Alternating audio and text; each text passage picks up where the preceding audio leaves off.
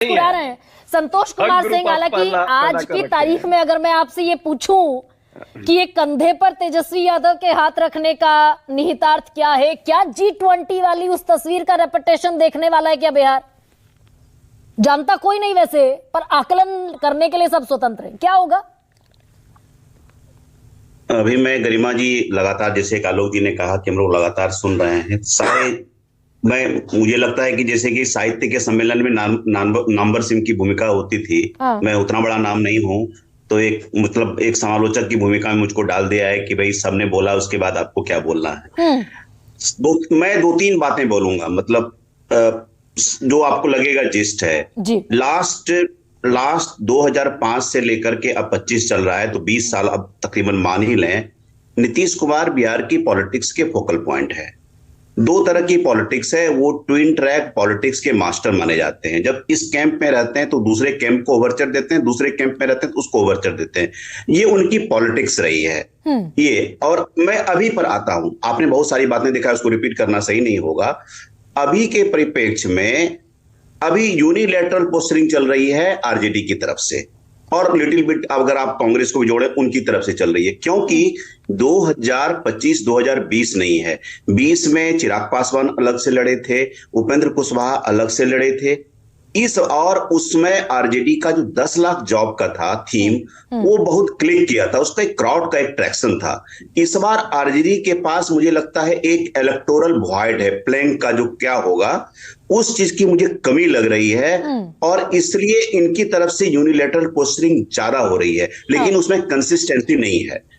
जैसे कि आलोक जी ने कहा कि कंसिस्टेंसी, तेजस्वी कुछ और बोलते हैं और लालू जी कुछ और बोलते हैं। और शुरुआत के दिनों में 17 में जब आए थे तो तेजस्वी जी एवर्स थे, लालू जी ने कहा कि नहीं, पॉलिटिक्स में लंबे रेस में चलना है, तो ये इस तरह की पॉलिटिक्स, कन्फ्रंटेशन वाली पॉलिटिक्स नहीं चलेगी। वो आए, सेकेंड बार में तेजस्वी की भी सहमति थी। लेकिन अभी के जितनी पोस्टरिंग चल रही है, ये बात सच है। वो अमित शाह जी के उस बयान के बाद अगर देखें, कोई इस तरह का बयान नहीं है जो ये सजेस्ट करता ये होने वाला है। विजय कुमार सिन्हा जो कह गए, बाद में माफी मांगनी पड़ी, बाद में उन्हें यू टर्न लेना पड़ा, लेकिन मन की भावनाएं तो जाहिर हो गई।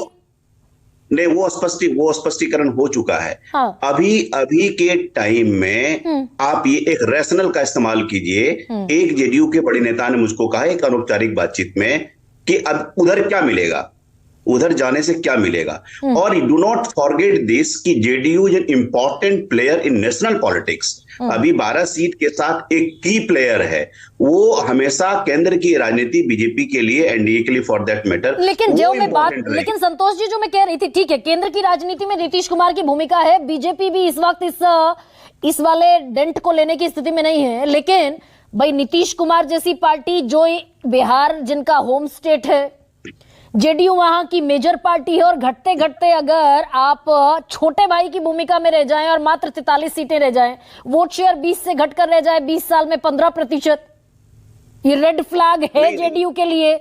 और ये ट्रैक रिकॉर्ड भी है बीजेपी का, सारी पार्टियों के साथ यही होता है, तो अस्तित्व का संकट भी है ना। वो सारी पार्टियां, हम लोग 25 डिस्कस कर रहे हैं। 25 में कोई ऐसी पार्टी, कोई गठबंधन नहीं चाहेगा कि हमारे अलायंस पार्टनर को ये कमी हो जाए। उनका जो फर्स्ट सबका ऑब्जेक्टिव है कि सत्ता में आना है, वो ऑब्जेक्टिव होती है। मैं एक गणित, देखिए साफ है बिहार की राजनीति में। मैं सिंपल ये देखता हूं कि नीतीश कुमार के नंबर और बीजेपी के नंबर, बीजेपी प्लस एलआई मान लीजिए, नीतीश कुमार जी के number plus RJD plus Congress and जो लेफ्ट पार्टी, उनके नंबर, जब तक 122 के मैजिक मार्क्स को क्रॉस करती रहेगी, नीतीश कुमार बिहार पॉलिटिक्स के धूरी बने रहेंगे। अगर कुछ लेकिन अब उस धुरी में ये तो कोई नहीं कह सकता कि इधर रहकर धुरी बनेंगे या इधर रहकर धुरी बनेंगे।